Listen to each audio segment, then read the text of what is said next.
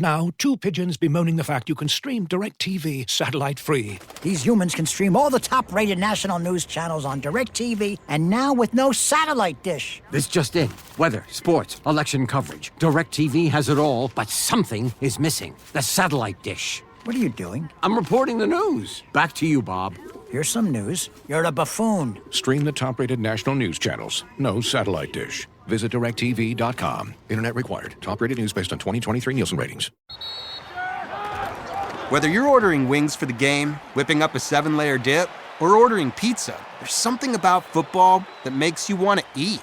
And this football season, Uber Eats has the best deals on game day food. No matter what you're craving, from 2-for-1 pizza to buy one, get one wings, Uber Eats will be dropping new deals each week, all season long. Uber Eats, official on-demand delivery partner of the NFL. Order now. Terms and conditions apply. See app for details.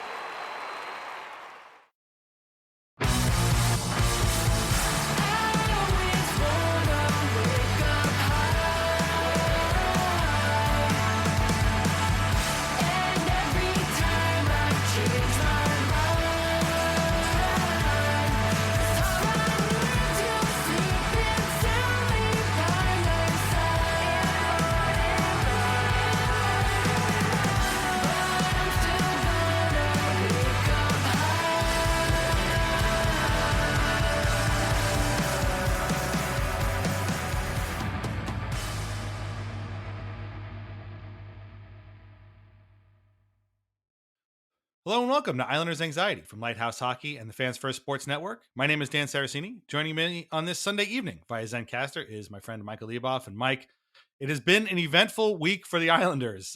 3 losses, 1 win, surprising one in a surprising place. They now sit at 4-6-2 after 12 games. They have a ton of injuries to very important players.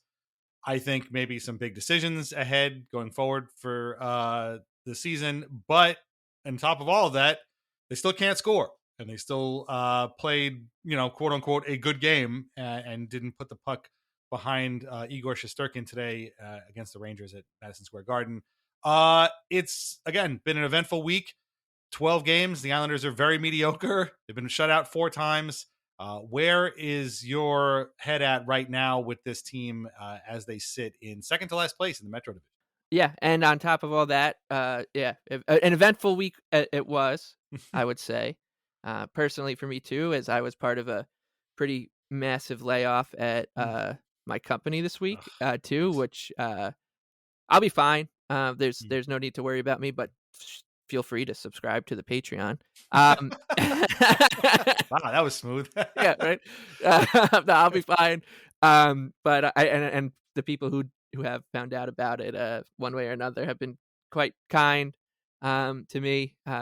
It's in a weird way, like the timing is kind of funky in both good and bad ways, because Emily and I are expecting our second child at the end of this month, so there's that too. But so yeah, it's and I don't bring this up for any other reason on this podcast than to put it in Islander terms, which is when you have everybody, whether it's you, me, or anyone listening, like you go through shitty times, right? Like bad things happen in life, and your world gets rocked. And it just is going to happen. You may or may not see it coming, and you want, if you're a sports fan, the reason you do this is because this hobby is supposed to provide you an escape. Your team is supposed to be there for you.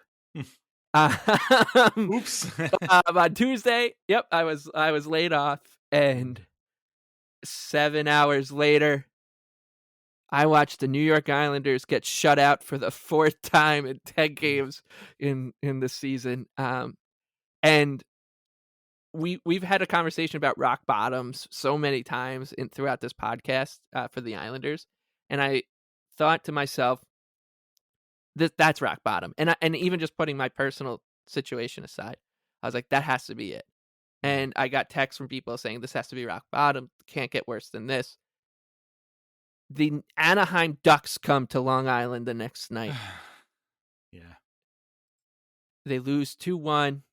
Lucas Dostal turns into Alex Lyon who turned into Jake Ottinger, who turned into whoever else shut out the Islanders this season, who turned into vintage Elvis Patrick Waugh. Merzlikins, man. Elvis Merzlikins, yes, Elvis Merzlikins. They all turn into vintage Patrick Waugh, who is the head coach of the New York Islanders. And then come was it Friday afternoon? Just a little sneaky. Hey, Mat Barzal's not going to be around for a little bit. Islanders win, but the Islanders score. They win in Buffalo, but at what cost? Mike Reilly, Adam Pelech, Alex Romanov, Barzal's got already, Duclair's got already. So all of this is to say, your team is not going to be there for you if your team is the New York Islanders. And I'm going to say this, and it's going to sound crazy, but in a weird way, it was comforting that it went down like that. In like on a completely personal level, I was like, they did exactly what the New York Islanders are going to do. And I think people who root for other franchises who've had similar plights would be like, yep, the Jets are never there for you. Right, Mets for sure. The Mets are never there for you. I mean, most teams are not there for you. I'm sure that fans of the Oakland A's obviously would say the same thing. The Tigers in baseball, the Orlando Magic probably are not there for their fans. But yeah, I mean, it was a week where I would almost be more confused and kind of like looking at my head would be spinning more had the Islanders had like a resurgent week, because it would have almost felt unnatural. But I am hoping that this is rock bottom now, and that this Islanders, the effort we saw on Sunday at the Garden at least was a baby step in the right direction. But that's complicated too. Yeah, definitely. Yeah. For you, conflicted feelings. Also, you within the same day you got laid off. Unfortunately, you received a package from Darren Quint, full of goodies that we'll have to discuss at some point later on. I heard the mailman at my front door as I was on the meeting, because I could hear Elvis barking, and I was like, "Oh my god!" Yeah. I'm like, "Oh, I wonder what that is." And then I go out and the Darren Quint episode, if you haven't listened to it yet, you should. And at the end, he talks about sending me a package, and people were like, "Oh, what did he send you? What do you think he was going to send you?" And honestly, I thought he'll probably send maybe a jersey from then. I was thinking, or like a score sheet, maybe a puck. Yeah.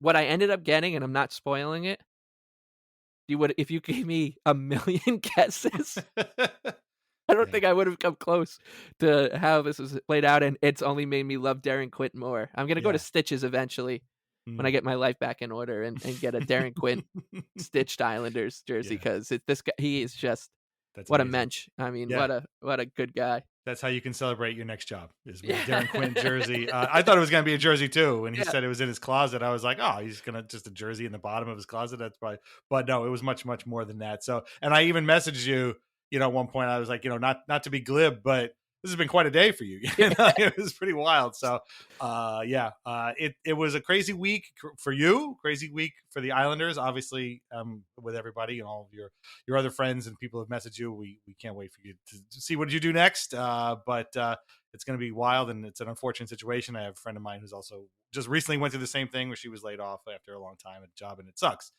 for everybody. And it sucks, especially when you put, you're finally able to sit down for 2 hours and watch your favorite team play and hope that they can make you forget about it. And I think the Islanders probably did that, although maybe not in the way that you were hoping that they might have done that. But we're going to talk all about that.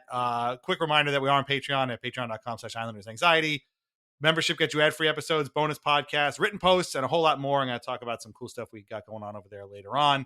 Sign up today, patreon.com/IslandersAnxiety. You could also join for free, get our weekly release calendar and announcements. We'll get to that all later. We're going to try to keep this podcast under 5 hours tonight, but we got a lot to get to.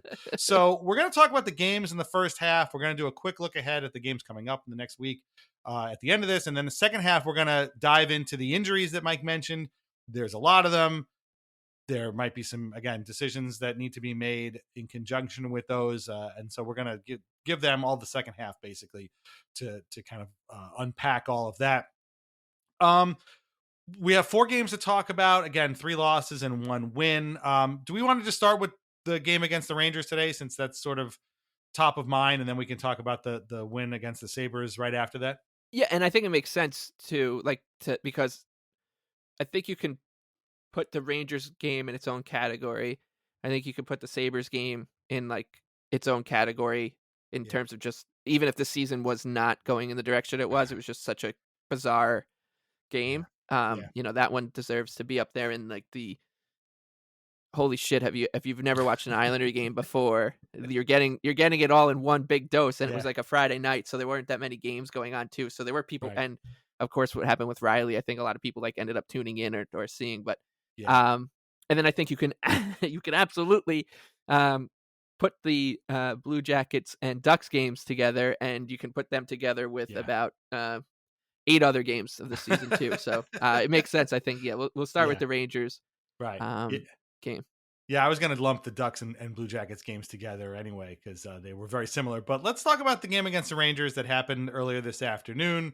The Islanders were going in, as we talked about before, with a slew of injuries, including Mat Barzal, Mike Reilly, Adam Pelech. Alex Romanov at first thought he was going to play, but then it turns out at the game time he wasn't. Obviously, this is all without Anthony Duclair already. So we had guys come up from Bridgeport, Grant Hutton, Dennis Cholowski, who is his second recall already, and Sam Bolduc, who hasn't been seen for a while, also played. The Islanders lost their entire left side of their defense due to these injuries, and so there was some switching of sides. At one point, Ryan Pulock was on his offside, playing with Scott Mayfield. So they had a lot going on, but if you follow the Islanders at all, you know that despite all of the crap that they put us through and all the losses and all the face plants that we've watched, for some reason they play well at Madison Square Garden. Like, I don't know why this is. They always get up for these games, and today was really no different. I thought they played pretty well, but of course it ended up being a 5-2 Rangers win. I thought for sure they were going to win this game just based on that, but the Rangers won 5-2. The Islanders started out with a lot of jump early.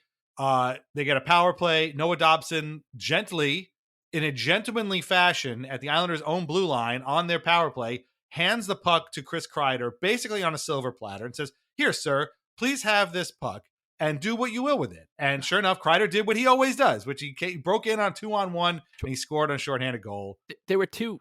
He made 2 turnovers on that play too, because he recovered on the first. He made a bad pass, recovered on it, and then instead of just resetting, he's like, "Oh man, there's Kreider breaking down the left wing. Right.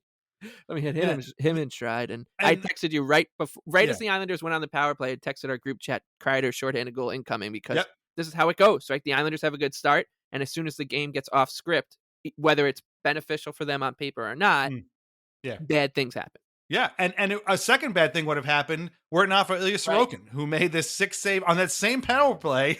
Another shorthanded. 10 seconds later. 10 seconds later, Sorokin comes up huge. He was fantastic all game. Igor Shesterkin was a few saves better, but I mean, this was a duel that you kind of expected from these two guys. The Islanders didn't do a lot wrong, but every time they did, it turned into a huge scoring chance for the Rangers. They get out of the first period 1-0. Riley Smith just straight up picks Sam Bolduc's pocket, literally just pulls the puck out from behind him, finds Vinny Trocheck in the slot, and it's 2-0 Rangers. And you're like, oh my God, this is going off the rails. But Pierre Engvall kind of sneaks a shot through Shesterkin at one point. Casey Zigas crashes the net, knocks it in.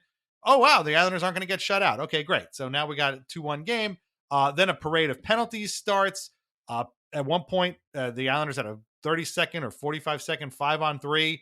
Nothing happens. But then, of course, the Rangers get a power play, and Artemi Panarin just lasers one in from the blue line. What the hell is he doing out there? I don't know, because I don't watch the Rangers, but that was pretty demoralizing. 8 seconds left in the period, Kyle Palmieri, who had busted his lip earlier in the game, sort of shake and bake some defender. He ends up finding Nelson standing on the side of the net, who whacks it in with Philip Hedl kind of playing some poor stick defense on him, and it's 3-2. And you're like, oh, okay, here it comes. Like, this is where the Islanders are going to turn it on. They're going to play a great third period and walk out with a win nobody expected them to, despite being shorthanded. Well, guess what? That didn't happen. They killed a penalty, which is great, And then Bo Horvat and Simon Holmstrom miss on a 2-on-1 that would have tied the game. The other end, somebody named Adam Enstrom, who I'd never heard of before, just like, I don't know, I still don't know what really happened. The puck hits him, it flips up and over, like kind of, Disney style, whoop, whoop, whoop, whoop, whoop, right over Sorokin and into the net. And it's 4-2 Rangers. And that was pretty much it. They pulled Sorokin with about 3.5 minutes left, and Panarin scores on the empty net goal from 180 feet away, because the Islanders never once had a chance with the empty net, because they never do, right? And it was in a lot of ways a good game, but in a lot of ways the same clumsy, just poorly managed game the Islanders have played all season long. They went 0 for 5 on the power play, which is not shocking at all. They went 1 for 4 on the PK, which for them is good. But you can't go 0 for 5 on the power play and expect to win. And again, Sorokin made 35 saves. Shesterkin made 35 too. Shots were 40-37 Rangers. There was a lot to like about this game, but ultimately it comes down to the same thing. The Islanders get all the shots and all the chances, and statistically, like, outpaced the Rangers by a lot, and came up with only 2 goals to their 4, basically, if you don't count the empty netter. And so this has gotten real fucking old, man. I got to tell you, I'm tired of seeing this. I really am. I mean, there's no other way to put this. I'm tired of watching this sort of same game. We'll get to some others in a minute, but you watch this game. Obviously, your head was in a few different places, I'm sure, watching this. But like, where did you come out on this game? I had people saying, "Oh, they outplayed them and Igor stole it." I had people saying like, "Ah, this team stinks. Get rid of everybody." There's a lot of. It's a very sort of divisive game. Where do you end up on this? Is this like was this a gutty performance undone by a spectacular goaltender, or was this just a team bereft of talent, just kind of going through the motions and losing again? No, this one was a classic of the genre. I thought, like the Rangers genre. It was almost on the nose, right? Like the Rangers kind of just sitting back and being like, whatever, like not too bothered. Like they'll make a mistake, we'll score on it. Because we're the Rangers. Yeah. And that's what happened. And that's what this has been. This rivalry has been for since Lundqvist, right? Like honestly, like this has been. Yeah. I've seen so many games like this where we could walk out of Nassau Coliseum, Barclays Center, UBS Arena, Madison Square Garden, be like, kind of feel empty. Like whether it was like a Marian Gaborik late power play goal because of a dodgy call, or just a Dan Girardi in overtime. Right, Dan Girardi scores in overtime.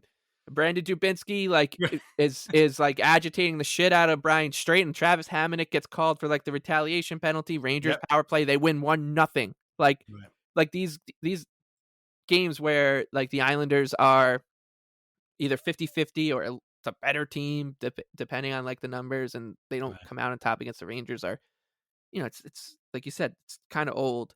And like the bounces were ridiculous. Obviously, the goal that Edstrom scored, like you said, I still don't understand how it went in.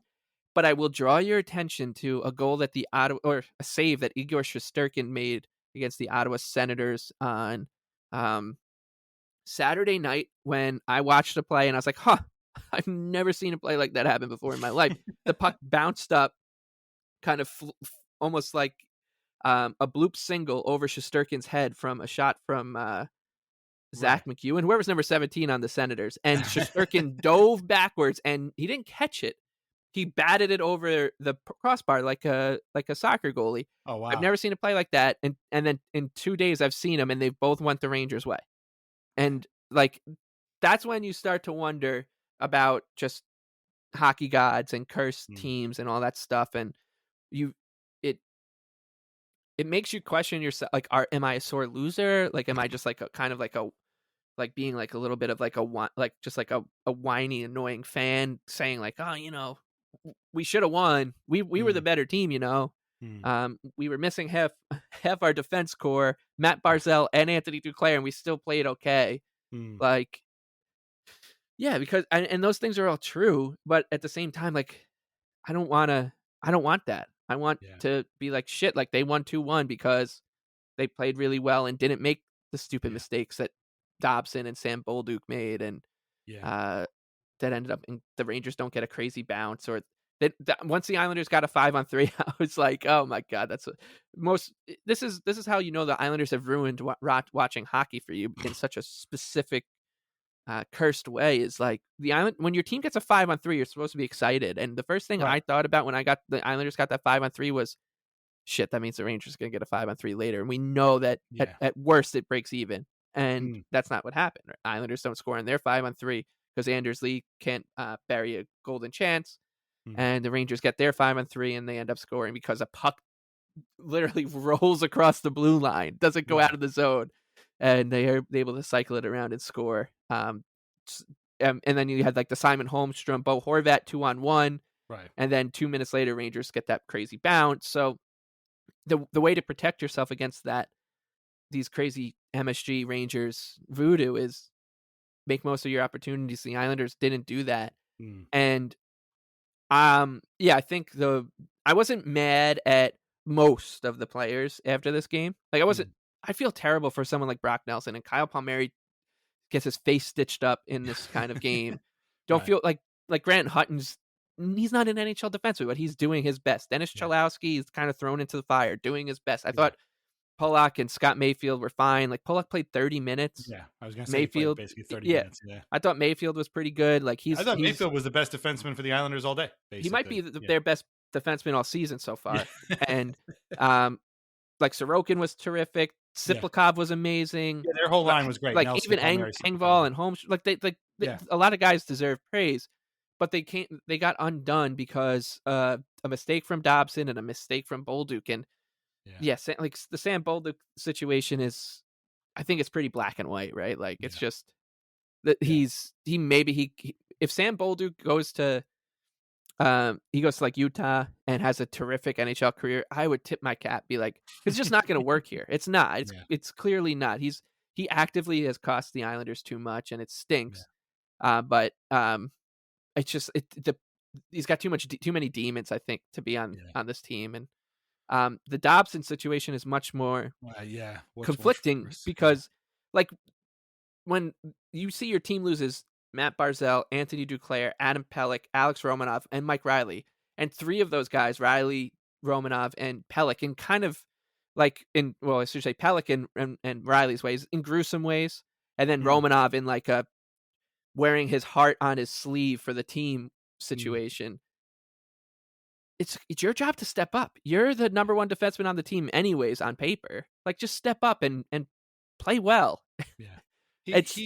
He made a couple of nice plays in the third period. I think he had one shift, not a 2-on-1, but like an offensive break at one point. And I thought, he had like a little breakaway and tight and all that. Right. But he's making one mistake a game that either ends up in the back of the net or it kills a power play or it. Yeah. And we've seen this from him in stretches before. Then he blocks everyone on Twitter and becomes Bobby Orr. So like whether it's like go on Twitter, Noah, and block us all, please. I'm begging you.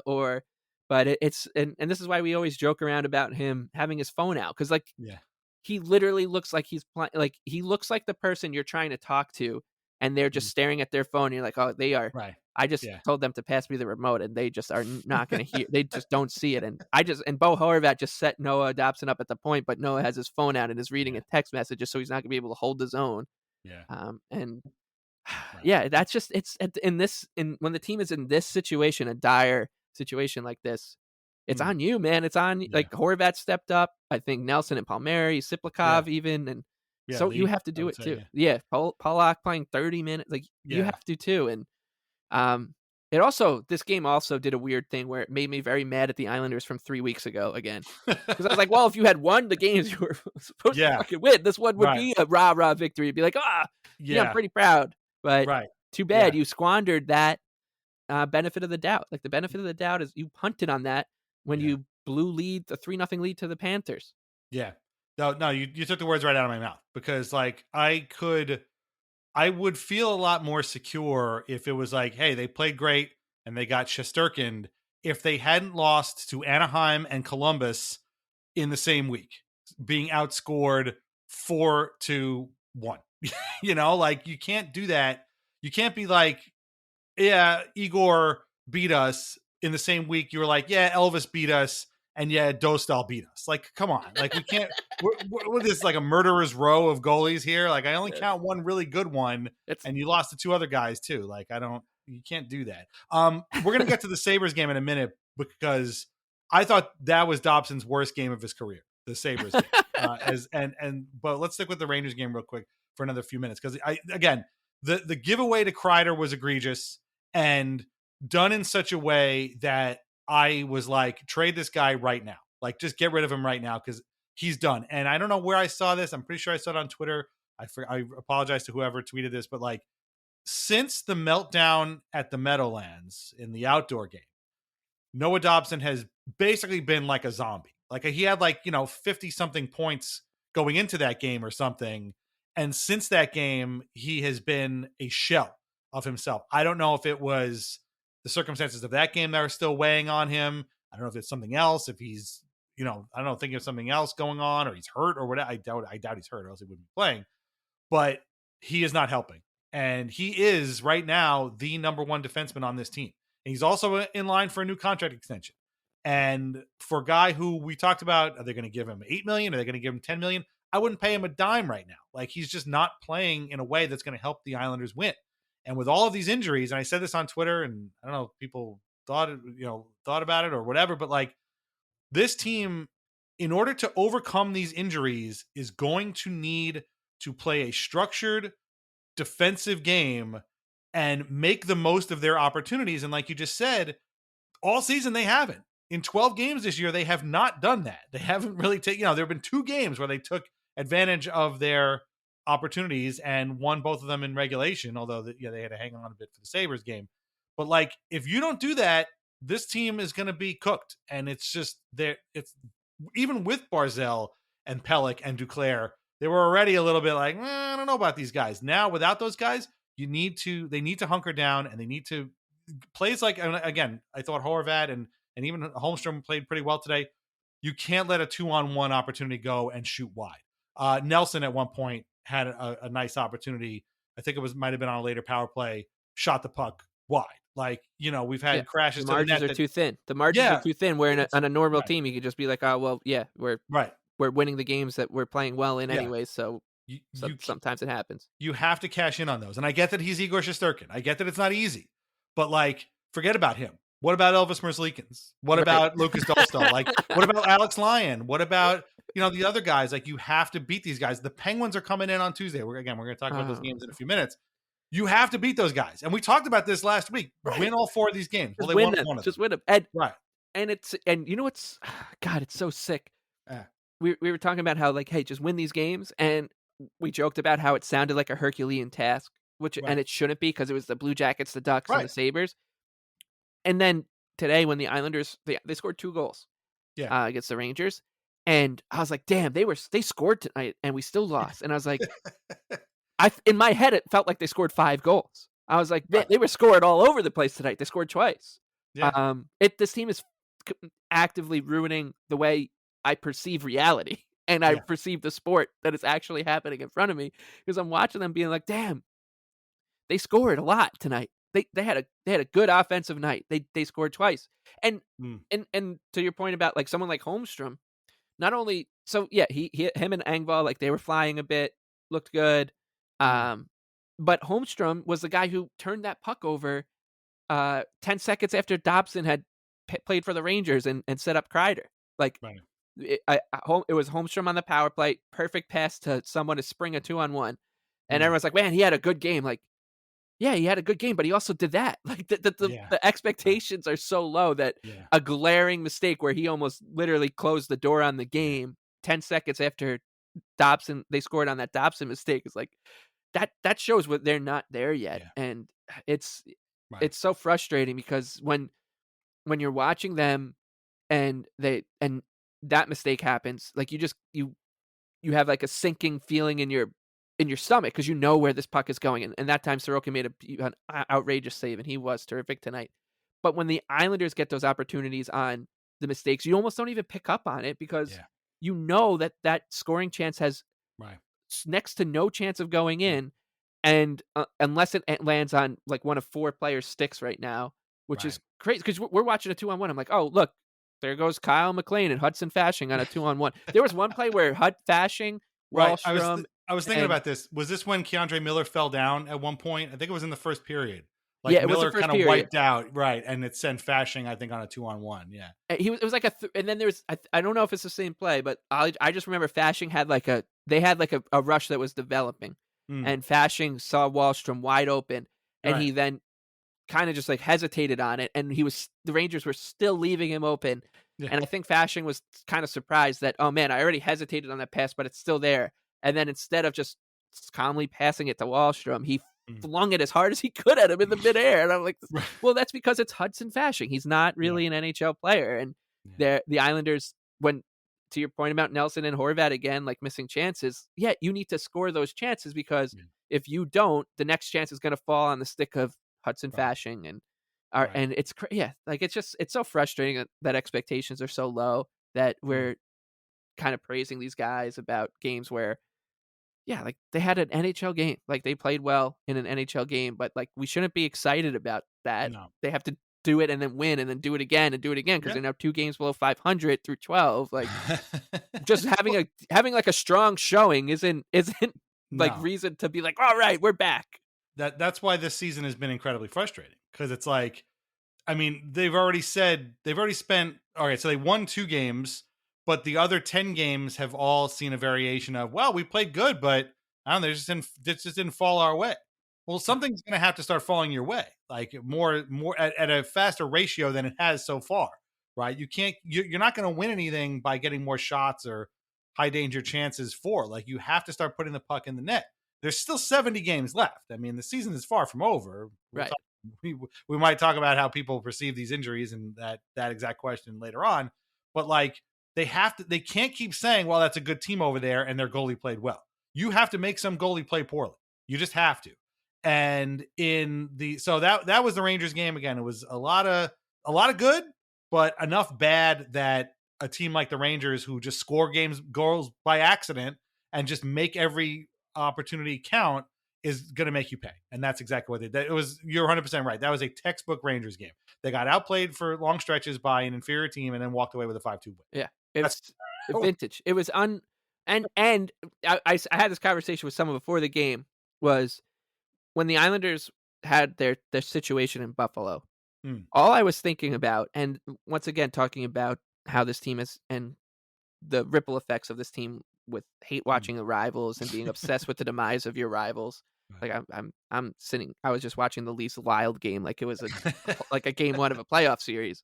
Right. And like that's warped my mind so much that when the Islanders were when it was announced Pelech out 4 to 6 weeks, Barzal out 4 to 6 weeks, Reilly day to day, Romanov day to day, obviously Duclair already. My first thought was shit, and then my second thought was, could a Ranger fan like comprehend that this happens to other teams? Dude, they booed their own team down 3-2. Well, they were down 3-2 in the second period, and they kind of blew a power play, and they booed their own team. Yeah, they booed them off the ice. They booed them off the ice, and they were up 3-2.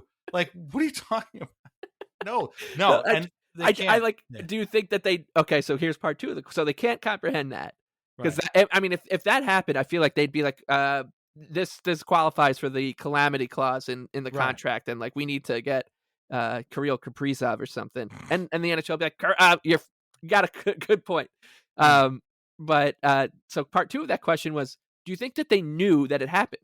Do you think that going into that game, people showing up to Rangerstown, no quit in New York, knew that Grant Hutton was a person that exists? No, of course not. No, absolutely not. Existed and was playing against them. Like, when did they realize, like, I don't see Adam Pelech. I remember that guy. He was the guy who like viciously. Oh, maybe he's still suspended for the vicious attack. Yeah, I don't think they know who Adam Pelech is either. I don't think they know who any of these guys, who anybody on the Islanders outside of Barzal and maybe Nelson. That's it. And I don't think that, and Sorokin. Like, I mean, again, they're like Yankees fans for the most part. Not to throw dirt on Yankees fans and kick them while their team was barely a week out of a World Series loss. But what do they care? They don't care about the other team, the other players on the other team. It doesn't matter to them, because, like you said, they can't comprehend. They could never comprehend. I was just looking at games played by Kreider, Panarin, who else? Zibanejad. 82, 79, 82. Like these guys they're never out of the lineup. Whereas the Islanders every year have a guy who's out of the lineup, And so, I mean, again, what was the big thing with last year? It was Zibanejad right? All he did was score on the power play, and they're like, "Oh, what's going on? Why is he stinking 5-on-5?" Meanwhile, they were in first place. They end up winning the President's Trophy. Like, what are you talking about? They're like literally inventing things to be mad about. Yeah. Whereas the Islanders, every time somebody bobbles the puck in their own zone, it immediately comes back the other way and ends up a goal against. It's like they could never. No, I don't know if any other team fan base could comprehend the stuff that we have seen, and definitely not the Rangers. That's for sure. I mean, maybe some other teams could have, but teams like the Bruins are kind of going through it now, and they're like, "Oh, why? What's going on? Why can't we?" This team is terrible. Like terrible. Like what terrible. are you talking about? Right? Okay. Well, I'll trade your terrible for my terrible any day. Like seriously. What are we gonna do about this team? That's like 6-6-3 through 13 games. Like, should we blow? Is this when I see all my friends talking about blowing things, like blowing your team up? Is this when we're supposed to do it? Exactly. Oh, Yeah. God. They could never comprehend that. But all right. So maybe one team that could comprehend that was the Buffalo Sabres, who again, the Islanders had not lost to in Buffalo in 3 years. And so after the injury news of the earlier in the day, Mat Barzal going back to Long Island for medical treatment or whatever, we still don't know what happened to him. It was an upper body injury from the Columbus game. We don't know what it was, but he flew back to Long Island. We knew, so actually we didn't know. So we knew Duclair was out, but it was here that the Islanders lost both Pelech and Reilly, but they ended up walking out with a 4-3 win, which is pretty shocking considering all the things that were going on. So they had to kill back-to-back penalties, which is never a good look for the Islanders. And of course, Dylan Cousins scores seconds into the second power play. But then Bo Horvat, 40 seconds later, ties the game on a breakaway. So it was awesome. Siplikov had a great game, probably his best game in the NHL. He had 2 points. He scored a goal. He had an assist later. Romanov is goes to the locker room for something, and Adam Pelech takes a puck to the face and immediately goes to the locker room. He would not be seen again, and now we find out he's out 4 to 6 weeks. The same with Barzal, same as Duclair, who's already been out for 2 weeks. And then in that same period, Reilly gets hit along the boards by giant oaf Jordan Greenway and he hits his head on the ice, really, and gets carted off, or he gets carried off, really. We thought it was going to be a stretcher, but he ended up being carried off by a couple of teammates. Romanov came back, and Patrick Waugh said after the game, like, he really hoped that he was going to come back because they needed him. So the Islanders had to play with 4D and played really well. It was a very gritty performance. Reminded me, I'm sure other people too, of that game in Ottawa they had to play last year with 4 defensemen. Palmieri Siplikov sends a behind the back pass to Palmieri across the crease. Islanders go up 3-1. Oliver Wahlstrom got into a fight and had the line of the night after in the second admission. He said it was exhausting and he doesn't know how Marty, aka Matt Martin, does that all the time. So good on you, Wally. I'll give you that. Jason Zucker gets stopped on a penalty shot and then scores immediately after on a bunt, basically a bunt single over was Varlamov. No, it was Sorokin. Yeah, but so I've never seen that before. He ends up with a Gordie Howe hat trick plus a penalty shot, and he's one of just a few players who have done that. I didn't even realize that at the time. I just couldn't get over a guy getting stopped on a penalty shot and then literally scoring a minute later on a bunt. We're talking about hockey gods, right? Like, yeah, it's ridiculous. Yeah, here's your penalty shot. Oh God, you didn't score on it. We gave you the penalty shot, man. Right. Like, all right, whatever. Just get it. We'll fling one off your butt and into the net then. This is like the game that hockey gods forgot, I think. Yeah. It's an Islanders Sabres game. But then a really nice play, Horvat. So Lee takes a shot. His rebound goes to Horvat, who finds JG Pageau in front, makes it 4-2 Islanders. And they did a lot of shot blocking with the empty net, which was actually kind of a fun sight to see. Brought me back to the old Barry Trotz era. And Lee just barely missed the empty net goal. And I thought, oh, no, here we go. But because Owen Power scored to make it 4-3 because he just basically barreled over Noah Dobson and scored. And but the Islanders hung on for the 4-3 win. I thought, oh, man, here we go. This is the perfect setup. Lee misses the empty net, and then the Sabres come back and tie the game. We go, the Islanders lose in overtime, but they hung on.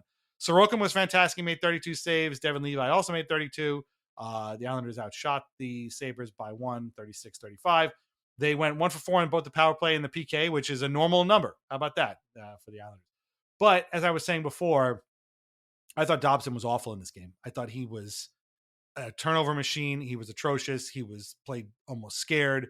I don't know what was going on. And I thought to myself, if they lose this game, it's really on him more than anything else. I know I didn't really mention it, but again, Owen Power just kind of, I think he might have picked Dobson's pocket also at that point. I'm not sure. I forget what happened, but he was awful. And this was when it started to occur to me that, like, if he's going to play like this with these injuries, this team is in a lot of trouble. And I'm not trying to like make him sound like, everything is his fault, but you got to play better than this. Like, it's not his fault, but it's like you got to stop playing for the other team. yeah. It's not. We're not asking you too Right. much. We're just, hey man, just don't play for the Buffalo Sabres against the New York Islanders. Just play for the New York Islanders, the team that you're playing. Right. You're supposed to play for against the Buffalo Sabres. In fairness, Ryan Pulock, I thought at times also was playing for Buffalo in this game, but he managed to straighten himself out, I think. But Dobson was by far the worst.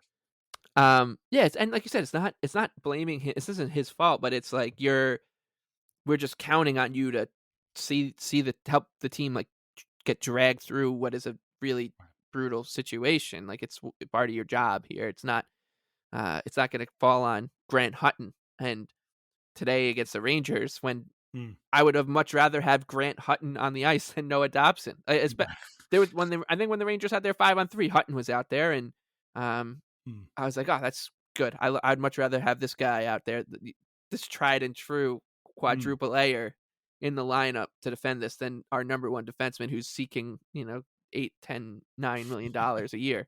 But yeah, this isn't a pitchforks moment. It's a, please just be better, buddy. We need you. We're counting on you out there, man. Situation. So this game was just, I was texting with our buddy Matt afterwards, and I listened to part of this game on the radio. So the first period was pretty boring. But we took Isla to the Pumpkin Blaze out there at the old Bethpage Restoration and got in the car just as Dylan's cousin scored.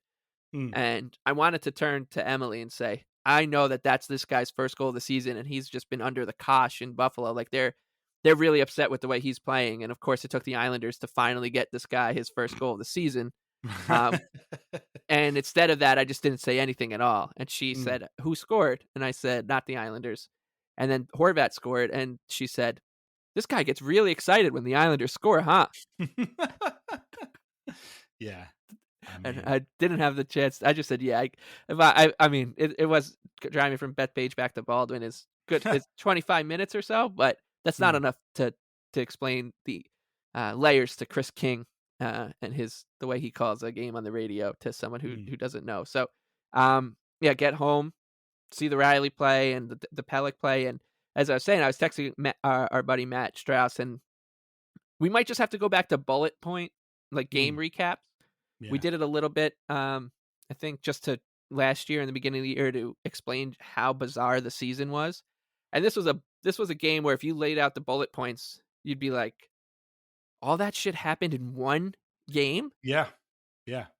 It was an eventful game that started out as if this is one of these, if a tree falls in the forest and nobody's around, yes, exactly. Sound kind of games, It went places that I just was not expecting to be taken to. And just even like the last 5-6 minutes were crazy with Lee missing the empty netter, then Holmstrom missing the empty netter, and be like, oh, well, at least they're up 2 because the Sabres are definitely going to score a 6-on-5 goal here. And then after they scored the first, that third goal, I thought to myself, I have to mentally prepare the conversation I'm going to have in my own head about justifying why I watch this team night in and night out so I can get some sleep tonight. And luckily the Islanders were able to miraculously see this 4-2 lead out and win 4-3. But yeah, there was like a lot to like from Bo Horvat was sensational in this game. Yes.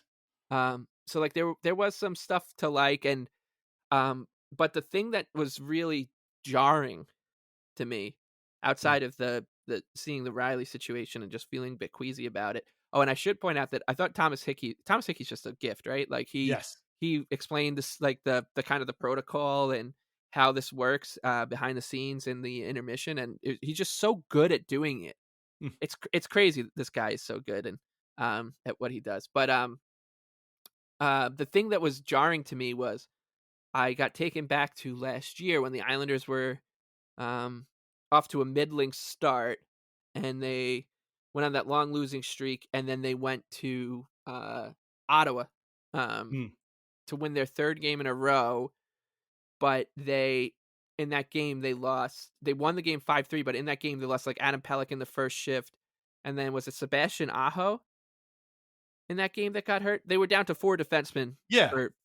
for essentially 55 minutes or so. And they Right. won that game. They gritted it out. And you would think to yourself, wow, man, that was an impressive display.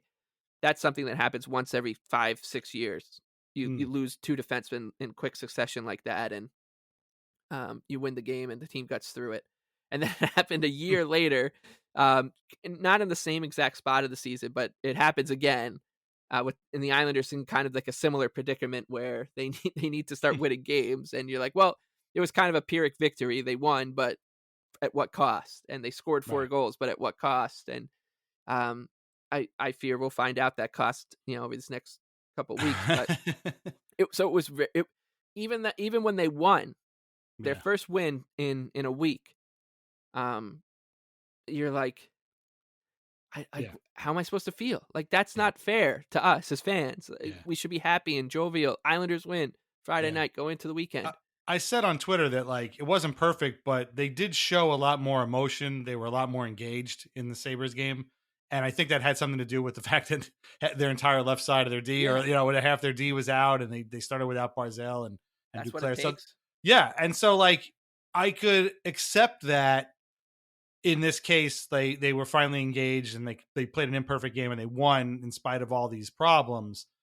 When they play the Rangers and they have these same issues and they're engaged and they lose, it's a little bit like, you guys got to be better than this. And I know that's probably an unfair thing to say, but it's not unfair in this situation though, because once again, the Sabres game makes you, it's the same team that blew all the games earlier, where you could look at that, where we could say it's unfair to look at it like that, because they held on to the lead against the Panthers, and they shut out the St. Louis Blues in regulation and won. And they outshot the Detroit Red Wings 40-20, and they won because, of course, and they did the same thing to the Anaheim Ducks, and they won, and they're having a good season. So it's a little unfair of you, Dan, to be upset with the Islanders for losing to the Rangers in a well-played game with 3 defensemen out and Mat Barzal out and Anthony Duclair. But when you play the way they did, when you play like assholes for the first 8 games of the season, and you blow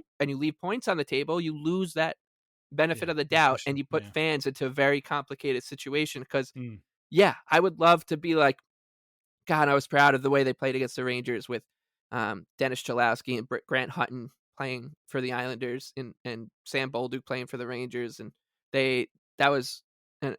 I'm proud of them.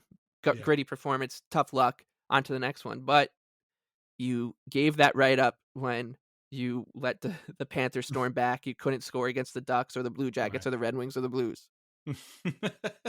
No, it's true. It's true.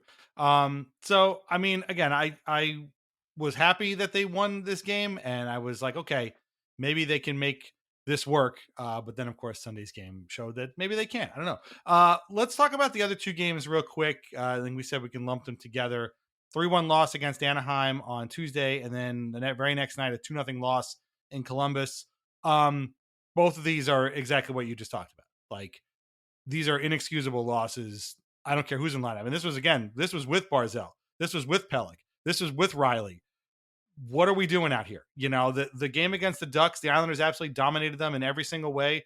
It wasn't quite Alex Lyon playing catch with the Islanders as he did again, that 1-0 loss to the Red Wings, but there wasn't a ton of traffic in front of Lucas Dostal, who was really good, but 41 saves, very few of which had an Islander standing in front of him. And the Islanders went 0-for-2 on the power play. The Ducks went 2-for-2 on the power play. And unbelievable. I know it is, but it's also like, come on, Barzal scores a power play goal just as a 5-on-3 expires, and he's celebrating like it's a playoff game, and he came off as a bit of a dork. Shout out to the Skates of the Stakes guys who also felt the same way. They clowned on him a bit. Like, come on, man, you're down 2-1 to the Anaheim Ducks in the third period because you guys couldn't solve Lucas Dostal. No offense, but come on, like, what are we doing out here? And then to follow that up with a 2-0 loss in Columbus, which was really a 1-0 loss because at the end of the game, Justin Danforth hit an empty net goal. But Damon Severson's goal skates across the red line, bounces off of Ryan Pulock's foot and in. And incredible. Varlamov was terrific in this game. But again, it's not even a mistake. It's just a stupid thing that happens. And because they can't put anything past Elvis Merzlikins, guy who sometimes wants to be traded, sometimes is good, sometimes stinks, sometimes I don't know what's going on there. He's a little bit like his namesake, I guess. They just couldn't make anything work. And it's like, again, this is just they didn't necessarily dominate. It was a very, very even game. But this was really more like the St. Louis game, which was very even. And the Islanders just came out on the losing end of it. And again, another shutout, their fourth shutout in 10 games. Like, it's just incredibly frustrating. And then to find out that they lose all these guys later on to injuries just makes it even worse. Cause it's like, well, even with those guys, again, this is when Barzal got hurt, but he played the whole game. So I don't know.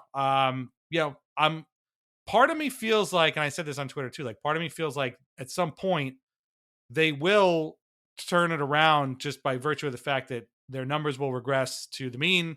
They won't be shooting 6% anymore, and these shots will eventually start to fall and go in for goals. But it's 12 games now, and they've been shut out 4 times. Like they've been shut out in a third of them, and it's just like they can't keep doing this to themselves. They can't keep doing this to us. Somebody needs to start scoring goals here, and I don't care who it is. Fine, hopefully maybe it's a couple of guys, but we can't keep just handing it to the other team. Like you have to. You can't keep playing this game of like, well, we outplayed them, we outshot them, we outchanced them, we did a lot of good things, but we didn't score. You have to fill in that final blank. You have to score, and if not, it's going to be a long month without these guys. And by the time they come back, the season might be over. So, lumping these 2 games together, like kind of, I mean, we've been kind of talking about them in a way the whole time, but like, just incredibly frustrating and really two emblematic games of what this first dozen games of the season has been like.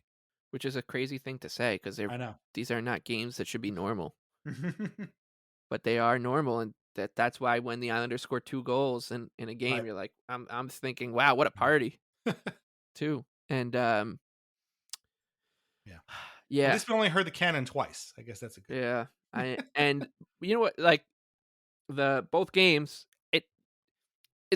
maybe other fans feel this way about their team, but I just can't fathom sitting down to watch a Ranger game and after 3 minutes being like, we're not scoring tonight. Like, and I thought that against the Ducks, and they scored 1 goal and it was a 5-on-3, so they needed a 5-on-3 to score. Yeah. I thought that against the Blue Jackets. I felt that it was so clear that the Islanders were not going to score against Alex Lyon within 6 minutes of that game. And you felt this. We probably said the same thing about the Blues game with Hofer, which was it's hard to remember that one because it was 3 shutouts ago. But it's both those games you could have turned the game off within 4 minutes and said to me, okay, Michael, in all your experience watching the Islanders, and then your experience watching this version of the Islanders, which is now in game like 176 of the 2022-2023 season, how does this game against the Anaheim Ducks go? And I said, oh, well, the Islanders are going to be the better team. Oh, that sounds good. No, but they're going to lose, and they'll probably give up a power play goal. They'll get power plays at key times. Butch Goring will say, I always say it's not how many power plays goals you score, but it's when you score them and you think, this is the time you got to make Butch sound smart because this is a huge chance of the game to get back in, and then they won't. And then the Ducks will probably get another power play and score. And Brendan Burke will say, it's the Islanders have been disciplined, but both times the Ducks have been on the power play, they've scored. And and then the Ducks will win. They'll probably score an empty netter because the Islanders have to be the team that has the worst seconds per goal score, a goal allowed in when they're 6-on-5. It takes like 10 seconds for the other team to just take the puck and be like, wow, I thought that should have been a lot harder. I'm going to score now. It happened again tonight against the Rangers. But and then it's the same thing with the Blue Jackets. If you show me the first few minutes of that game, I said, Barley's going to be good tonight. Team should be okay. Maybe a 50-50 game. But they're going to lose. They probably won't score in this one. And you can't blame them because they played well. The opponent, it's a good team over there. had a lot of jam and, second night of a back-to-back where we're traveling. Right. So a lot of built-in excuses for them to lean on. Yeah. And yeah, that's it really is not fun. It's we the when the it's crazy too because we talked about this with the Panthers game. When the Panthers went up 3-0, what did you say? Yeah. I mean, so when the Islanders went up 3-0, what did you say? I can't enjoy it because I know what's coming next. And then here's the other side of the equation. It's not fun when it's 0-0 or 1-1 because they're not scoring, or when they're down 2-1 and playing well, they're not scoring. So you're in a spot where it's all joyless. Yeah. And They've when you're removed the joy from it. Yes, they've removed the joy from going up 3-0 against the defending Stanley Cup champions in a game where they had just won the night before. Like, there's no joy. You can't find the joy in that. Even being 0-0 in the third period, as they were in Columbus, or being down 2-1, like, there should be some excitement there. Like, okay, we're down 2-1. All we got to do is, tie it up, and then we can take this. I mean, there were times, again, during the Trotz era when it was like, okay, maybe they're down 2-1, but I know that they're going to play better in the third and they can come back and win. We could see them kind of finding their way here. Sure. And yeah. And yeah, like it's just dread. It's just dread at this point because that 0-0 Columbus game, if you were to ask me how's this, how the Blue Jackets going to score, I would say, well, they're definitely going to score in regulation and it's going to be a fluky piece of shit goal. Like, I can't tell you exactly how it is. Maybe like Noah Dobson will crush check Scott Mayfield into the puck and it'll go in or something, but it'll be along those lines. And yeah, that's exactly what happened. Like, the Islanders lost the game essentially 1-0 on one goal that went off of a cross ice pass that hit off Ryan Pelech and in past Varlamov, who was terrific all night. Yeah. And that was enough because they can't score. So yeah, that's the situation we're in. They you can't enjoy the 3-0 leads, and you can't enjoy like the tension of a 0-0 game because you can't trust them not to make you feel like an asshole for sticking around to see how it ends. Yeah. I should also mention that the Ducks game was at home, and where the Islanders, I don't think, have won yet. So they, after another worthless power play at the end of the second period, they got booed off the ice loudly, and it's just not good. And it's really, we're gonna take a break in a second and talk about going forward with these injuries, but like, these guys can't let these opportunities slip by. They've already let too many opportunities slip by in the first dozen games of the season. Had they won 2 of those 6 games or 8 games really that they lost, because they lost 2 in overtime, then it would be better. And you'd be, it's not like anybody's running away with this division. Again, there's 70 games left. There's plenty of time, but like, you have already thrown away chances at winnable games against Utah, against Detroit, against Anaheim, against Columbus. Like, that's 8 points. That's 8 points you guys just threw away. They got 1 out of the Utah game, I guess, but still, like, you can't do that. You just can't. And that goes double when you're missing, 2/3 of their top line, one of their better, top 4 defensemen, or 2 of their top 6 defensemen, and however long Romanov is going to be out. They said Reilly is day to day, but he ain't coming back for a while. Yeah, I mean, it's brutal. Yeah, and these goalies can only do so much. So, all right, the goalies have been so good. I know. It's so annoying. Yeah, I think they've. You can make a very sound argument that this team has left 10 points on the table this season, and that means that you are, you've ceded any like legal. Any legal standing to have the benefit of the doubt as you would have against the Rangers. So that's congratulations for a moral victory that is completely falling on deaf ears. Yeah, basically. All right, it's been an hour, so let's take a break. We'll come back, we'll talk the injuries, and look ahead at the games coming up this week. All right, meet us on the other side. And now a word from our sponsors. First is always VintageIceHockey.com, where you can get t-shirts, hoodies, jerseys, and more featuring over 100 classic hockey logos. Vintage Ice Hockey now carries a full line of Islanders Anxiety merch featuring our blue and orange brain logo, as well as our Al Arbor and the Island shirts. And as always, our portion of the sales go directly to the Center for Dementia Research. That is VintageIceHockey.com. Try wines from the Pinot Project. They offer a rosé, a Pinot Grigio, and a Pinot Noir that was named a top 100 best buy by Wine Enthusiast magazine. All are delicious, priced at less than $15 a bottle, and available at local wine shops and at UBS Arena. Learn more at thepinotproject.com. Please drink responsibly. Okay, so real quick, the Islanders have 3 games this week before they head out on their Western Conference swing. Tuesday night, they are at home once again against the Pittsburgh Penguins. That's a 7:30 start. On Thursday, they are in Ottawa at a 7 o'clock start against the Senators. And then on Saturday night, they're home again, another 7:30 start, this time against the Devils, who they're playing a second time.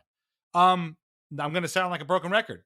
These are 3 winnable games. They've already beaten the Devils in overtime, although they, came back, of course, and had to go beat them in overtime. But the Penguins are not good. The Senators have gotten off to a good start. Good for them. But, I mean, this is not a world-beating team. You can beat these guys. And the Devils, again, if you remove Jack Hughes from the equation, they're not that good. So if you minimize, his impact, you'll be in good shape. 2 of these games are at home. This home crowd has been starved for anything positive at all, aside from the I forgot, they won the Montreal game. But that doesn't count. That does not count. Right, that does not count. They won that game, but you dragged that crowd through absolute torture to get there. It took 9 shoot. Who scored the winner in the shootout again? Oh, it was Holmstrom, wasn't it? Holmstrom was it? Yeah, I know he scored. I can't remember. Maybe it was Dobson. Honestly, maybe it was Dobson. Oh, it was Dobson. Yeah. But that's why he's been so terrible the last 2 weeks, because he did his part. He's like, I did my part. Yeah. But you got to win these games. I mean, and I'm not even saying, get 2 of them. No, get them. You just get them. Like, win some games, and play in a way that is conducive to winning games going forward without some really important players. Are you going to any of these games? I mean, you're super busy, so I wouldn't be surprised if you wouldn't. But what do you think? What do you think about these 3 games coming up? Again, they're not easy, and also 2 of these games are in the division, so that's even more of puts even more importance on beating the Penguins and Devils. But what do you see with these 3 games working out? Yeah, I have I think I might go to the Tuesday game, but because it would probably be like the last opportunity I can go before.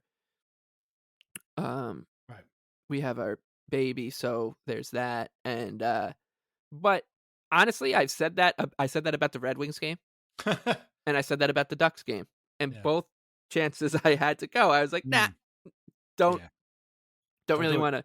I'm gonna put myself through it on the couch rather than drive, park, put myself through it. Right. Actively pay money to get tortured to watch a force field.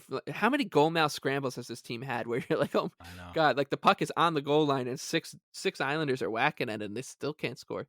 So no, I'm not going to. But as you, I think I'd likely not go to any. But as you said, you got to win the games. Like you just have to win. The Islanders are now at a spot where they need to win 2 in a row at some point to get to NHL 500.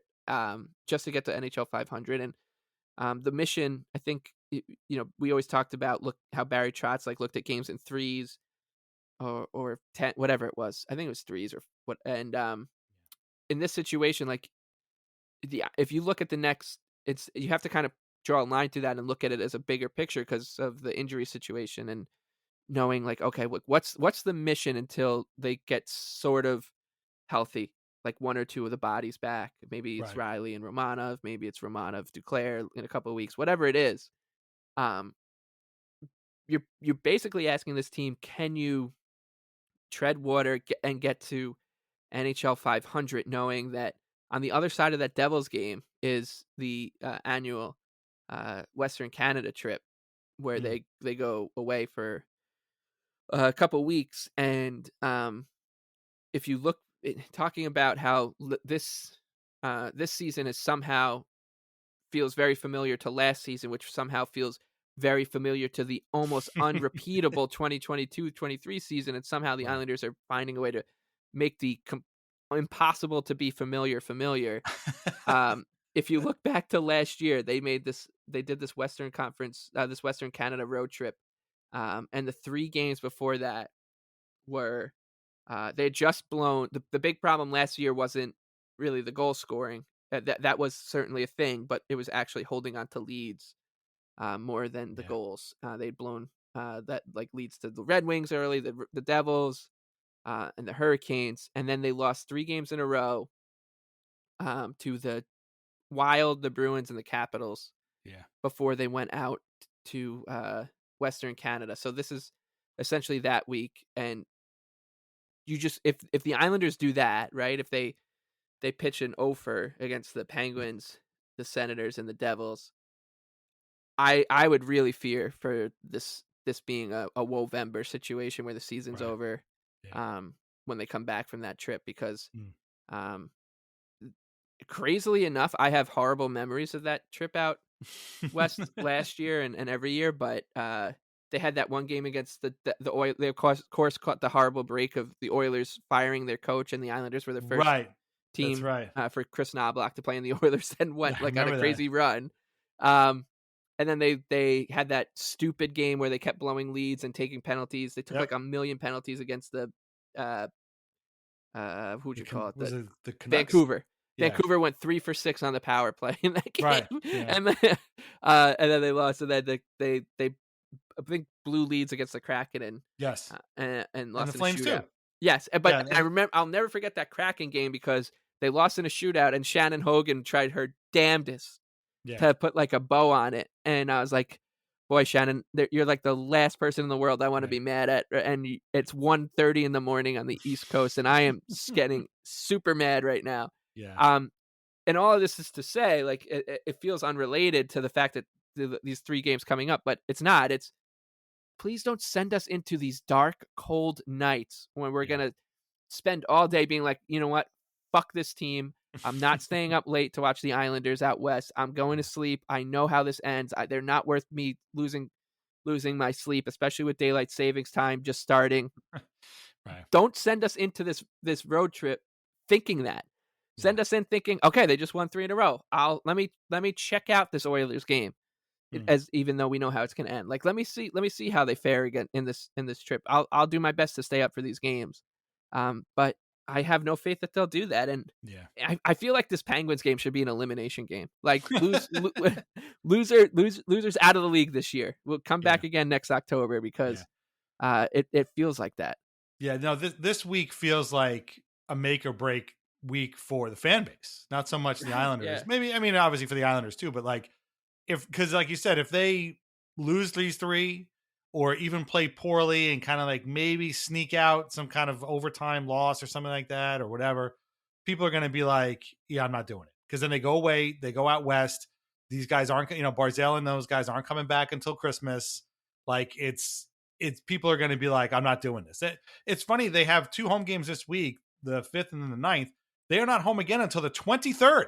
That's when they're home against St. Louis. So like they've barely been home this whole time. And so people are having to watch this stuff on TV and just be getting madder and madder that they aren't that good. And so these are 3 teams that the Islanders can beat and really need to, because if they don't, then don't be surprised when on the 23rd against the Blues, there's an awful lot of empty seats and people are like, chanting "Loom, let's go" and booing the power play and stuff like that. Like they need to go. Even if they were to lose these games and then go out west and start winning, I don't even know if that would be enough to bring people back because a lot of people wouldn't be watching. They might wake up and be like, oh, they want to get like, maybe it would, but they need to win these games at home against the Penguins and Devils specifically. Right. Yeah. Just win and go beat the Penguins, carried it to the Senators, and beat the Devils. Like teams win 3 games in a row. It shouldn't seem like we're like the same thing conversation we had last year. It's not asking all that much. Like we're not taking on Panthers doing the Florida 2-step and then doing like 3 and 4. Right. And of course, like by the way, like the injuries of course come in that crazy game. Come in a situation where the Islanders play a 3 and 4 and the or whatever it was 4 and 6 and the Sabres game and Rangers game where they weren't back to backs, but they played 7 o'clock in Buffalo and then they played at 1 o'clock on Sunday. So it was a brutal schedule for them to get through, but those excuses you can't have excuses when you've blown the leads. Like, and they went 1 and 4. So it's not like they did anything to hang your hat on in it at all. Like to be like, oh, I was proud of the way they handled the tough schedule. They got beat by the tough schedule. I feel like anytime you hear about a schedule being tough, the team like uses it as fuel, and the Islanders are like, nah, it's gonna be brutal out there. So Yeah. we'll see you again when we get a couple days off. Yeah, but like the schedule doesn't relent at all. They're playing No. every other night essentially. Through this week, they're playing every other night, and then they get the one extra day when they travel out west, and then they play every other day pretty much for through the rest of the month, including a back to back at the end.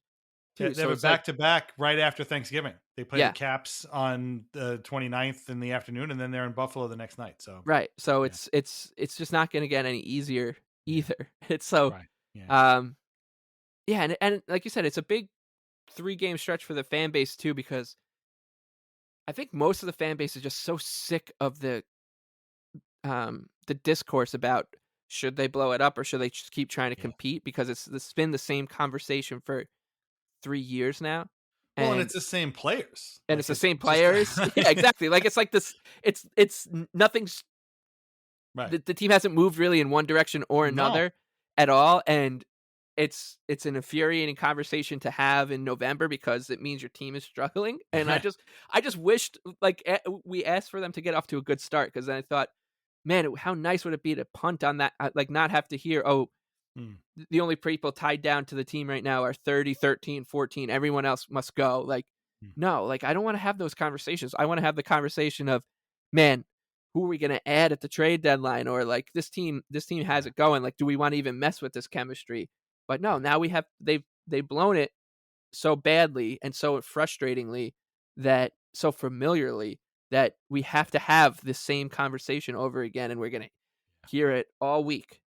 From tomorrow when the Islanders get summed up on 32 thoughts, it's going to be about the injuries and such, and people are just gonna be like, that team needs to just blow it up and whatever, as if it's like NHL 2024 or whatever it is, and you can just sim through. Oh yeah, I'm taking over a team. I'm going to rebuild them and win. Like sim through this season, sim through that season, and it'll be over in 5 minutes. Like no, that's not it. Years are long, so.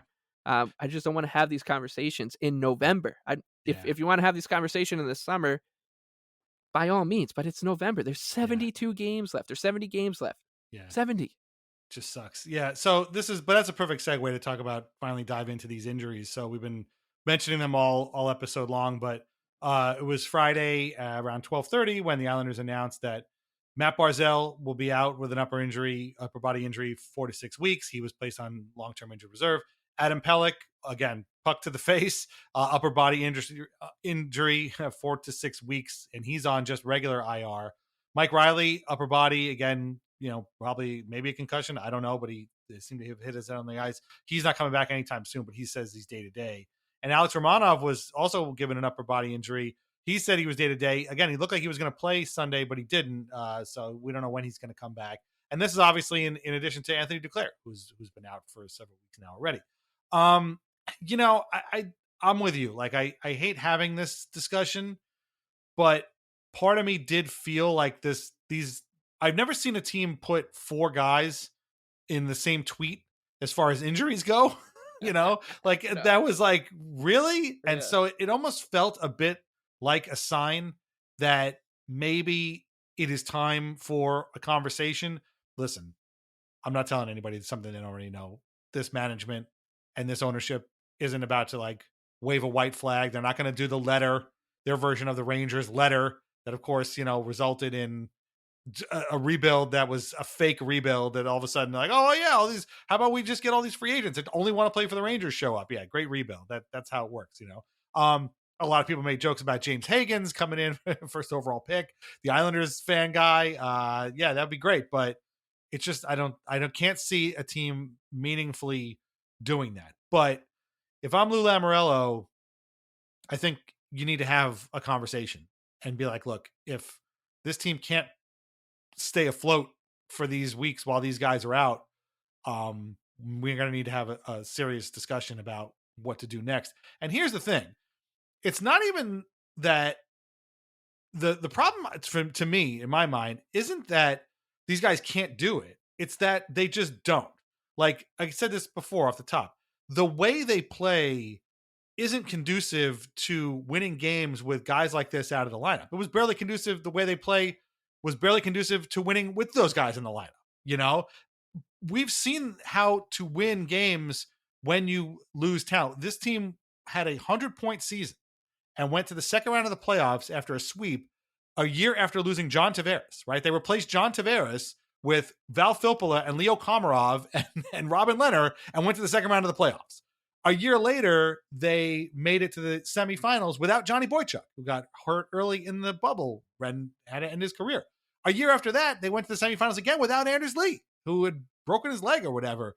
Like, well, that was a different time. Lee was he got hurt. Whatever. Like, you can win if you're structured, if you are committed, and you make the most of your opportunities, and you're physical, and you punish the other team, and you make it hard to play against. And this team just doesn't play that way. They're too sloppy. They're too clumsy. They're not physical enough. They're not committed enough to the bit to make it work. And so if they're going to try and run and gun and run up the shot counter, that's terrific. But if these pucks don't start ending up in the net and 4 weeks go by and Mat Barzal and Adam Pelech are still not playing, you're going to need to figure something out. And I just, at that point, I think it might be too late. And so that's the thing that drives me the craziest, is like, they aren't about to change how they play based on these guys being out. And I think that's a huge mistake. Like, I feel like they're not going anywhere. They've played 12 games this way and it hasn't worked for them. So I don't know. Is it going to turn around in a heartbeat with Mat Barzal on the shelf? I don't know. Maybe it might, but I doubt it. So to me, I'm not saying they need to, pull the plug on the season, but they better be ready to have that exact conversation, because again, if Barzal and Pelech and those guys come back and this team is 15 points out of the playoffs and it's, Christmas, I don't know what to tell you. I really just don't. I don't want to have that conversation and I don't want to think about it, but it just sucks. It just sucks that this is happening at the worst. It's never a good time to put 4 guys, on the shelf, 2 of them on IR. But the way this team has played in the first 12 games, coupled with these injuries, is just the worst possible timeline we can imagine for this team. Like, I just don't want to see this anymore, but we're stuck here. So I don't know. I think we're on opposite sides of this divide, but all I know is if they are not still somewhere out of last place, it's going to be bad when they come back. Yeah, but I think you're right. But that's what they're playing for. This, we're talking about, it's a huge week for the fan base and the team. The Islanders are playing these next 3 games to avoid accelerating that conversation. If they can win these 3 games, then you buy yourself some time to not have to deal with those conversations. And we got a couple of really key pending free agents. What do we do with them? And those kind of those conversations we've kind of avoided wanting to have forever. And that's what they're playing for. And it sucks to have to think about those things in game 13 of a season against the Penguins, and you're putting that kind of pressure on yourself as a fan. Penguins go up 1-0, like, shit, that might mean Brock Nelson's gone. Like, that's not a normal relationship with a team. You shouldn't be thinking about that in game 13 of 82, but that's where they are, because the trajectory of the team and the way they've lost these games, where they're at of the standings, just the landscape of the division as well. Like, all of this is not going in their direction. So yeah, they screw the pooch in these 3 games and then go out west. You're like, yeah, by the time they come back, it makes no sense not to at least entertain it. But then they win. They go the other, and it's hard to be optimistic and think that, oh yeah, Grant Hutton and Dennis Cholowski will hold down the fort, because they're not likely going to do it. But like, if they do somehow find a way through it, you do get to breathe a sigh of relief. But so yeah, game number 13 of the season feels like the first playoff game, true like elimination game of the year, as I was kind of tongue in cheek saying about with the about the Penguins game. But it really does feel like, if it's not an elimination game, it feels like it's game 1 of a 3-game series almost, where you need to sweep or go 2-1 at the very least to just keep the season going. Or nobody wants to deal with that. Like, it's so annoying that it should just, game number 13 should just be like a normal game where you're like you're in the rhythm of the season now. And instead it's not. It's a very unnormal game to be playing. And I frankly, like if you were to ask me like what I'm hoping for, how they deal with these injuries, it's that they don't just say, all right, we're just gonna, because it is such a crucial part of the year. They don't just say, we don't want to make any rash moves. Like we'll just go into this thing with Hutton, Chalowski, and whoever else. Like I'd much rather them be like, all right, yeah, let's like do not something drastic where they're trading something of value to get in a player, but go get the Robert Bortuzzo kind of guy. Just go get an NHL player who can be a 6th and 7th NHL defenseman, and not so it's not Sam Bolduc. it's not your number 9. Like they played their number 7, 8, and 9 defenseman today against their biggest rival in a season where they need to start putting together points, and they were already missing 2 of their 3 first liners. Like, I'll give you a name that you may have heard already, and it didn't take me long to kind of put these two things together. So the Leafs traded Timothy Liljegren to the Sharks for Matt Benning, who's a defenseman who's been around for a while. Some picks are thrown in there too. Benning, you may remember from his days with the Oilers or the Predators. But the thing is, like, the Leafs needed to get rid of Liljegren because he wasn't going to play for them, but they didn't need another defenseman. So they're trying to get rid of Benning now too. Great work by Brad Treliving. So I wouldn't be surprised at all if by the time you hear this, Matt Benning has been traded to the Islanders for some sort of like unknown compensation or whatever. Right. So he's the kind of guy. Is Matt Benning going to make or break the season? No, but he's probably better than Sam Bolduc. So. Yeah, exactly. Right. Just get someone who, if you can just give yourself like an honest chance to keep the season alive with that. Or I was like, oh my God, is he gonna the most Lou move ever? In the way that people perceive him would be New York Islanders have signed Mark Giordano to like the veteran minimum deal, and then everyone gets to make fun of them for signing a 40-year-old player. But like, I thought you were going to say Dennis Seidenberg for a second. Oh my God, I was like, oh no. You know what's great though? If they did sign Mark Giordano and he played like two months here, he would absolutely be on Long Island for the rest of his life. We'd just be he played like 16 games for them in 2024, but they loved it so much they just stayed, and now he's playing on the shadow team with Seidenberg and Karkner and all them. I didn't know this was going to be so great. I mean, there's Cal Clutterbuck is also already working for MSG. Like he could probably be signed too at some point to replace Barzal, which wouldn't really be a surprise to anybody either. But I'm glad you brought this up because this is the other part of this equation. And like a lot of, I'm kind of like a nerd to a lot of Lou criticism because like every time the Islanders give up a goal, I could practically hear somebody being like, "Oh, Lou sucks." It's like, okay, like we calm down a little bit. But I do think that this is where he deserves a lot of the criticism because this team has, had a rash of injuries. It happens to a lot of teams. And who are the guys we're calling up? Dennis Chalowski, Grant Hutton, and Sam Bolduc. Like the pipeline for this team has not been good. And Bridgeport are they still 1-6-1, I think, or now, or I don't even know what they did this weekend, but they have not been good for the most part. They had that one good season a couple of years ago. And the guy who scored the series winning goal in the playoffs, their first playoff series win in like 20 years, he got traded. So, that was the end of that era. But I feel like this is where the criticism of Lou really comes in. It's not the mustaches or the haircuts. It's not the letting go of Barry Trotz, which again, we talked about a million, or the elevating of Lane Lambert and then his firing and then bringing in Waugh. It's that this team has been trying to get by hitting singles and doubles this whole time and finding guys that fit okay and they work okay without hitting home runs. And this is where you're kind of at this, where we're on this same page where we always are, where you're just trying to survive and you're just trying to like make it past the margins here, but the margins are so razor thin that you make a mistake, it ends up in the back of your net and you lost the game. You lose a Mike Reilly and you got to replace him with a Grant Hutton. That's a problem. Like, and so this is where I think this is the real criticism of Lou here, where they haven't really done much to augment. They've done more to augment the team than most people give them credit for. And we talked about that all summer, where like, these guys need to score. Well, they get Bo Horvat. Oh, these guys need to score. Well, they get Anthony Clare. Like, these are good players, but they're not like home run players, right? Like they're doubles, they're singles. Well, I guess, maybe Horvat is a home run player. We're going to talk about him just before the end here again. But like, in terms of depth, Right. this team is really hurting. And it would be nice to have a guy really banging on the door in Bridgeport. Like, he's been so good. And it's like, well, Mat Barzal's hurt. So Matt Maggio, here's your chance. Or William DeFore, here's your chance. Those guys aren't working out. Maybe Alex Jeffries is kind of on there, but he's so new.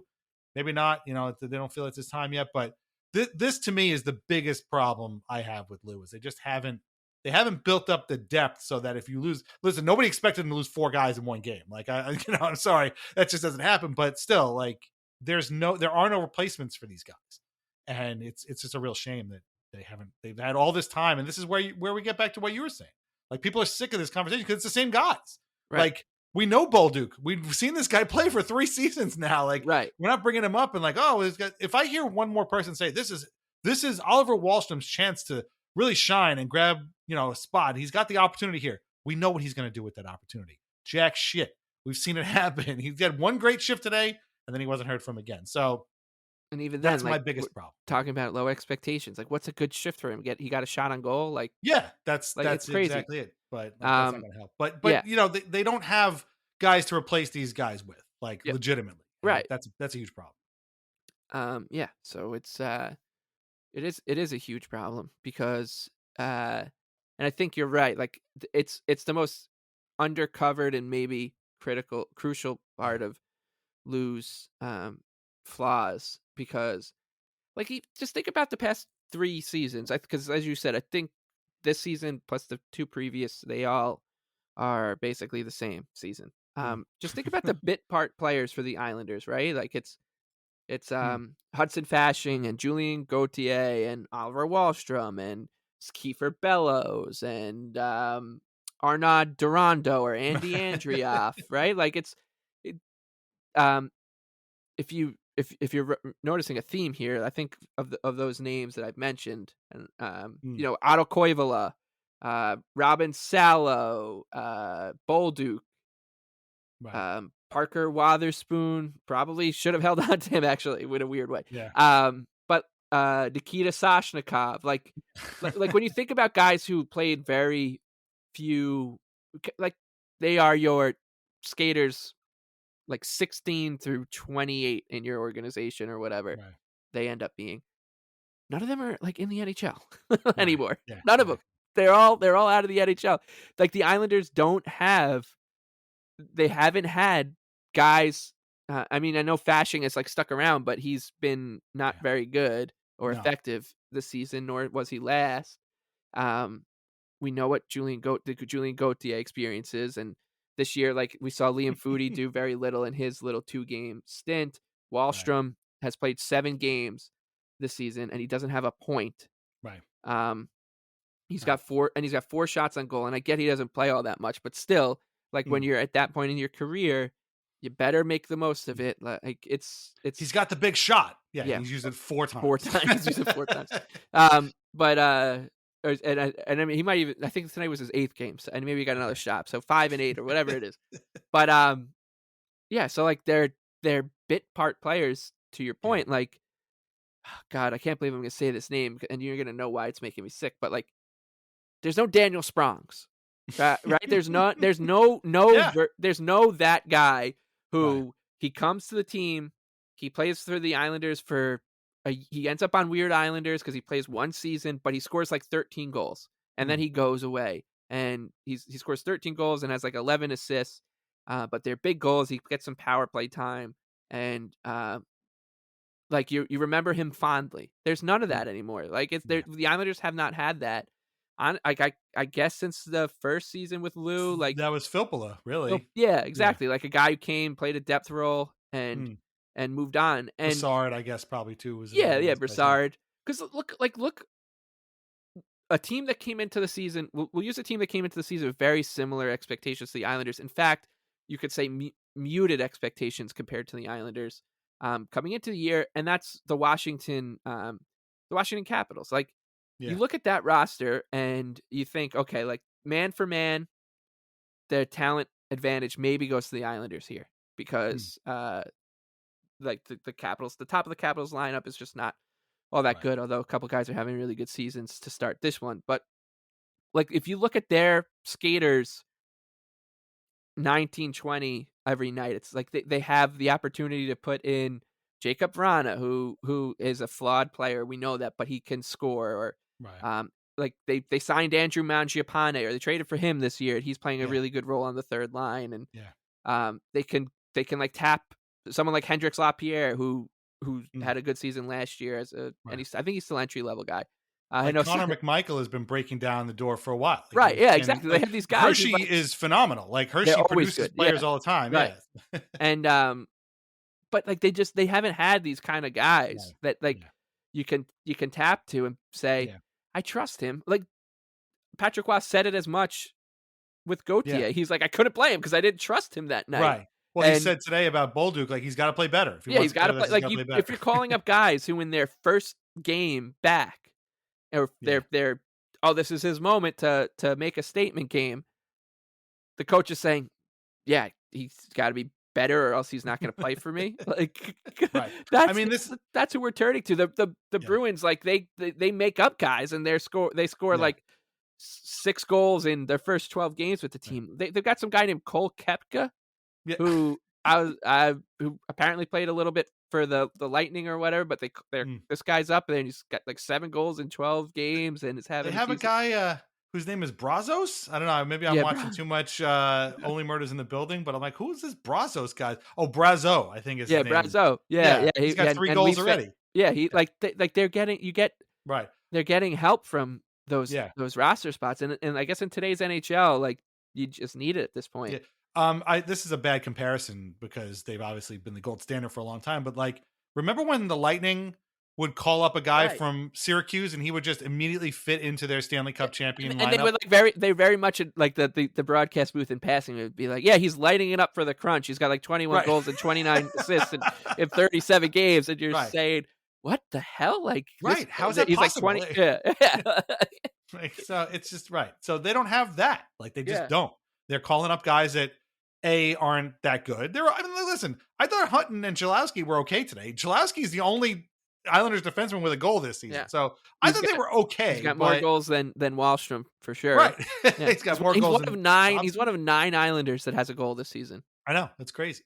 And I thought they were okay, but like we've seen these guys play, and Bolduc we've seen and passed on it. So like we not only do we know these guys, but they've been around forever and they're not helping. Like, they're just not going to help.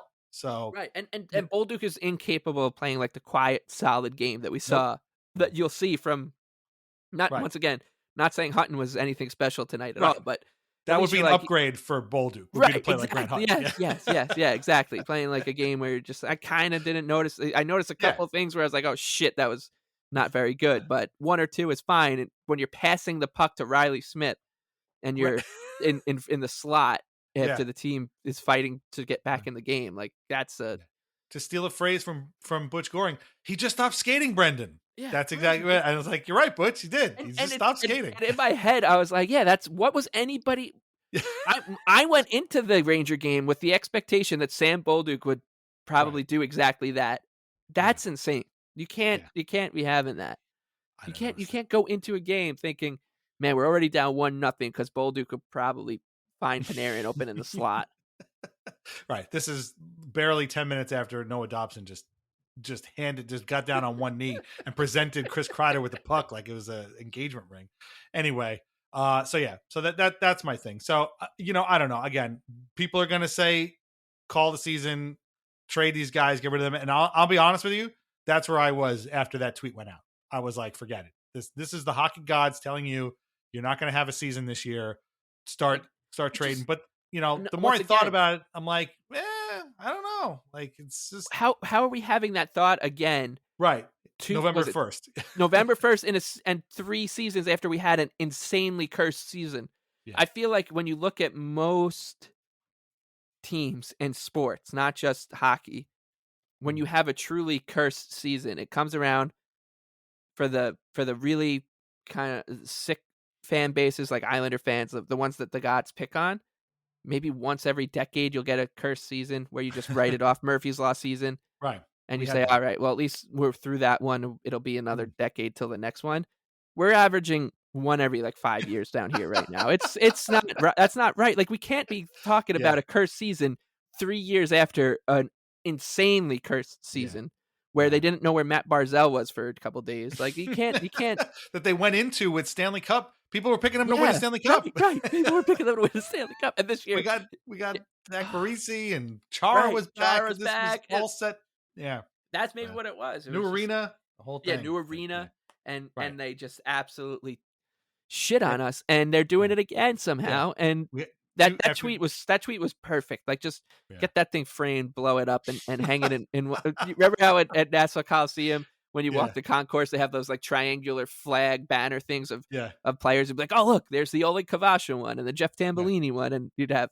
I want that tweet up in the when the Islanders open up a Hall of Fame for cursed like the Islander cursed Hall of Fame or whatever you want to call it. I was gonna say if this season goes really Murphy's Law, really completely off the rails, we should just have Kevin at vintageIceHockey.com make shirts with that tweet on it. Like, this was it. This was the point in which the whole thing fell apart. But anyway, so I mean, listen, you and I aren't doctors. We don't play them on TV. We're not like Mr. Miyagi style healers. We're going to clap our hands together, rub them together, and bring these guys back on the ice. We are stuck here, but if this team wants us to think that they can pull this off, they're going to need to start winning games, and that involves scoring goals.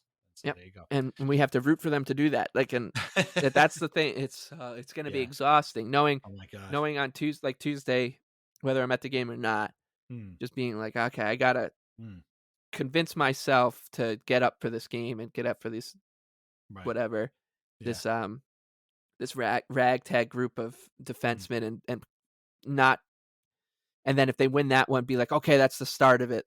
Like that takes effort to get for sure to turn where we're at right now, like the rock bottom pessimism of what the season has done to the fan base. To go from there to being optimistic, it takes some serious effort, and I don't want to expend that effort if it's not going to be all for naught too. So like if you're going to win on Tuesday, you better fucking win on Thursday. And then again on Friday or whatever that they play the Devils, please. Just string a couple of wins together. Boy, does Patrick Watt, he's really gotten a feel for what the Islanders are in 1 year, man. I don't know. I wonder if he's just looking around and being like, I don't know how these people did it. I'm starting to remember when he found out they didn't score an empty netter until that 57th game. He was like, somebody just told me that. The guys just told me that. Like, that he's now he's the guy telling them, oh no, we just lost 5 players in like a matter of 2 weeks. Right. I didn't realize that. We're only 2 months away from a full year of Patrick Waugh, so we'll have to see. But you never know. Tuesday's game against the Penguins might see the debut of Matt Benning. And I'm telling you right now, Mark Giordano, Matt Benning on the third pair for the New York Islanders. I'm looking at Benning here, and he's worn number 5 for a number of different teams, and obviously that's been retired for the Islanders for a long time, which I think sets up the hilarious possibility of him wearing 15, which of course would be a affront to Cal Clutterbuck and all of his many fans. So we'll have to see. I don't know, but if they got the bad news. They won in Buffalo, which was great. They played a good game against the Rangers and got Shesterkin, which would have been fine had they not gotten Elvis and Dostald and Lyon and Ottinger already. Who was the Holford this season? Getting Shesterkin is one thing. Getting Holford is something else. But they still have a chance to make a statement here, and it starts on Tuesday against the Pittsburgh Penguins, who again are right at the bottom of the Metro, just like the Islanders are. So maybe they can make it work. Okay, we've talked a lot. I hope we've kind of gotten stuff out of our system. Couple of things real quick. I mentioned off the top at the Patreon, we had some fun stuff, including a new feature that I started doing called 10 Game Thoughts. Yes, I know it's a very creative title. I just came up with it on the spot, and I'm going to do this every 10 games, just kind of write a blog post. And this is sort of about how the Yankees booted a World Series with some poor fundamentals, and the Islanders also have been the victim of poor fundamentals, as we found out once again today. So that's a new thing over at the Patreon, so check that out. And of course, last week we had our second episode of Weird Islanders, the podcast this season, all about Aatu Räty, the guy who scored the series-winning goal for the Bridgeport Islanders a couple of years ago, who was included in the big Bo Horvat trade. We talked with Jake from Skates and Stakes about it, and it was a terrific episode. If you think that we're going to drag this poor 21-year-old kid over the coals for not being an Islander anymore, you could not be more wrong. We really do hope that he has a very fruitful career. The Canucks put this Nils Aman on waivers. He's going down to Abbotsford. Maybe they call up Ratu up. Maybe they don't. I don't know. But we hope that things work out for him. But boy, what a history he had in just 12 games for the Islanders. So check it out. And Mike makes a bold prediction in that episode that you're going to want to hear, because I think maybe we'll have to see. It might happen in the future, but I'm still blown away by that prediction that you made. Yeah, that's one that'll definitely happen. I still remember what the prediction was. We recorded in the summer, so that's good. Yeah. That's a head start on my other bold predictions. I didn't remember about the Anthony Duclair scoring the first goal of the season. Yeah. So that was a good one. So you're already 1 for 1. One for one. One. Yeah, we'll see how that goes. But right. Yeah. But definitely check it out. Okay. So with that, we'll be back next week with a new episode of Islanders Anxiety. We will do an episode again on the Darren Quint box at some point once Mike is a little bit more free. And that will be a Patreon exclusive. So keep an eye open for that.